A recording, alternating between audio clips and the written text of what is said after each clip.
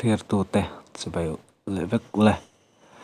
channel ga subscribe lo ten min lo subscribe saka min lo like sakzel turin kan som tak mi chungai le tun tum kan video chuan photo background thlak dan kan soi ve thung don ane photo background thlak dan thalut tuk mai karon share ton chone tun tuma chuanin hemi tan hian net chak that ve tak kan nei angai thung don ti khalo sam ha support mai la hemi tan hian application kan mong ram don la fa browser pakhat atang kan ti mai dona chu Google kan mang don ani Google browser kan manga Google khan kan han lut phot mai anga Google kan lut ta ti chon helai a search bar tang khanin change image background ti kha anan search anga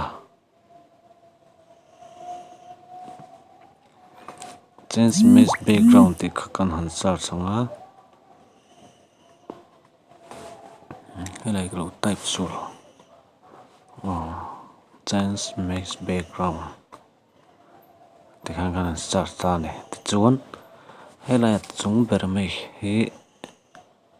hemi mang hianin kan thlak thang don ani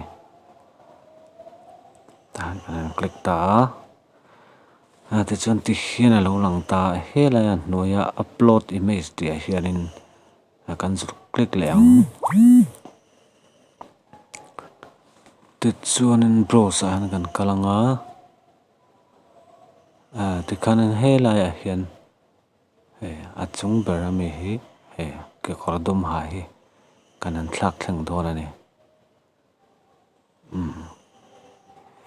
ta kan zu click anga ti khan ain lot charanga ta chuan ain lot software khanin ti khan lo lang ta ne in thlak thlang tha em mai a furin in thlak thlang thak mai ne ti chuan helai an hnuaia mi te hi heng lai mi po hi kan du chuan background a pokanin kan zu mang thei ta ne background kan man du piang a khan hian kan zu click mai anga ti khanin kan du thuk kan zu mang thei ta tin khalo po kha a color chau a background kan mang du ani po in background color a hianin kan zu click le anga ti chuan hei a sen te chi hrang lo om ta ne ta hianin a sen te a pawl te kan du tu hi kan mang thei ta ne hei hi thalak edit nan po a tha khop mai tin ain thlak thlang dana po hi nge tial boy noi kha om ve lo a tha em ani hei hi photo background thlak nan chun cái point na kan man regular ani a thalut tuk ani yang lo te poi thil dang te pu kan lo ran ti chuak teuh dawna khang te kan lo hmu du chuan notification bell kha lo onin ola khan min lo da sak nga ti chuan video kan on upload thar piang kan lo hmu zung to mai daw ni ti chuan tunami po hi hemi a background kan du tok kan thlak hnuah khanin helai hnuai hi download ti lo om ta hianin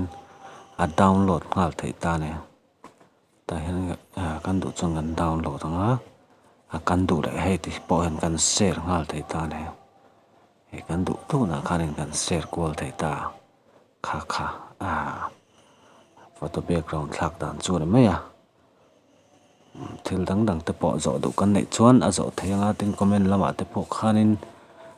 a ron zo theia chutiang khateng chuan ka hre thiam lo tiang chi te po khalo theia